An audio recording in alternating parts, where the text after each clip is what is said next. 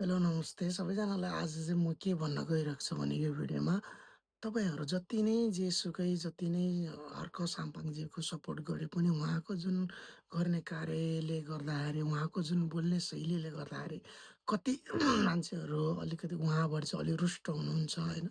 ठिक छ, उहाँले राम्रो काम गर्नुभएको छ, तर जे जस्तो राम्रो काम गरे तापनि एउटा ठाउँमा पुगिसकेपछि एउटा आफूले बोल्ने शब्दहरूको पनि एउटा शब्द चयनमा पनि ध्यान दिनुपर्ने अवस्था हुन्छ। किनभने भोलिको दिनमा उहाँले जितेर गए तापनि कुनै ठाउँबाट त रवि लामिछाने, कुलमान घिसिङ र बालन शाहको उम्मेदवारहरू पनि उहाँहरू साझेदारी काम गर्नुपर्ने अवस्था आउँछ।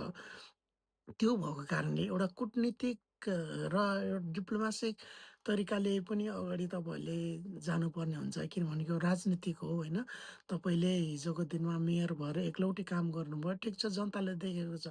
तर पनि तपाईँ एउटा पार्टीमा गइसकेपछि एक पार्टी अर्को पार्टी एउटा साझेदारी भएर गयो भने देश बनाउन जाने नै हो नि त।